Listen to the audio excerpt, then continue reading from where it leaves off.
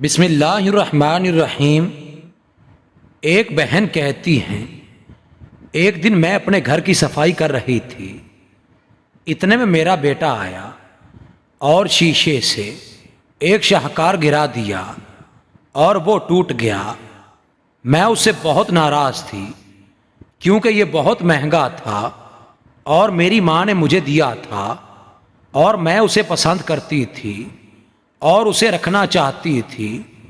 میں نے غصے سے اسے بلایا اور کہا، میرا رب ایسی دیوار گرائے جو تمہاری ہڈیاں توڑ دے۔ بہن کہتی ہیں، سال گزر گئے اور میں اس بد دعا کو بھول گئی اور مجھے اس کی پرواہ نہیں تھی اور نہ ہی مجھے معلوم تھا کہ وہ آسمان پر چڑھ گئی ہے۔ میرا بیٹا اپنے بھائیوں اور بہنوں کے ساتھ پلا بڑھا اور وہ میرے دل میں، میرے بیٹوں میں سب سے زیادہ پیارا تھا۔ میں اس کو ہوا لگنے سے بھی ڈرتی تھی۔ وہ میرے لیے اپنے بھائیوں اور بہنوں سے زیادہ نیک تھا۔ اس نے تعلیم حاصل کی، ملازمت حاصل کی اور میں اس کے لیے بیوی تلاش کر رہی تھی۔ اس کے والد کی ایک پرانی عمارت تھی اور وہ اسے گرا کر دوبارہ تعمیر کرنا چاہتے تھے۔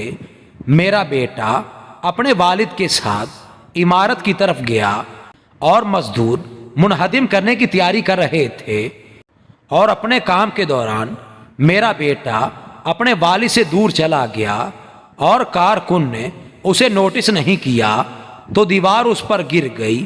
میرا بیٹا چیخا اور پھر اس کی آواز غائب ہو گئی۔ کارکن رک گئے اور سب پریشان اور خوف زدہ ہو گئے۔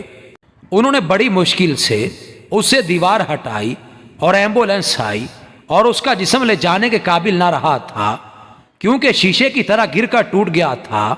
تو انہوں نے اسے بڑی مشکل سے اٹھایا اور انتہائی نگہداشت میں منتقل کیا، اور جب اس کے والد نے مجھے خبر کی تو میں بے ہوش ہو گئی، اور جب مجھے ہوش آیا تو گویا اللہ تعالیٰ نے میری آنکھوں کے سامنے وہ گھڑی بحال کر دی ہو جس میں نے بچپن میں کئی سال پہلے اس کے لیے بد دعا کی تھی، اور مجھے وہ بد دعا یاد آ گئی اور میں روتی رہی یہاں تک کہ میں دوبارہ بے ہوش ہو گئی۔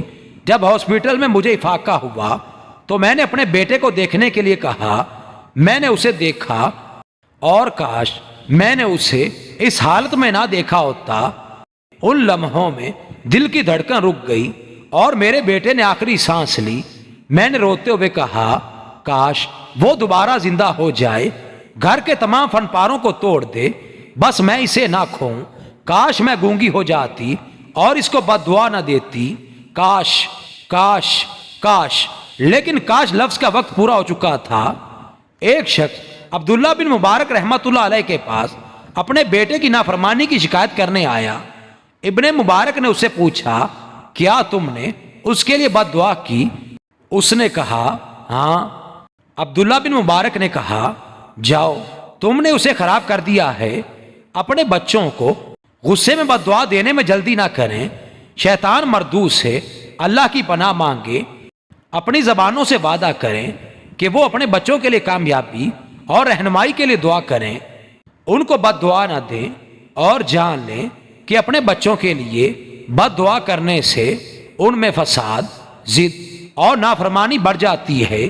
اس نافرمانی کی شکایت کرنے والے سب سے پہلے آپ ہیں، جنہوں نے ان کے لیے بد دعا کرنے میں جلدی کی۔ اپنے بچوں کو بد دعا نہ دیں بلکہ اللہ سے ان کی اصلاح اور رہنمائی کے لیے دعا کریں، اور جب بھی آپ اپنے بچوں کو خوش ہوتے دیکھیں تو ان کے لیے یہ دعا مانگیں، اے اللہ، میں تو اسے دعا کرتا ہوں کہ انہیں جنت میں خوش رکھ جیسا کہ تو نے انہیں دنیا میں خوش رکھا ہے۔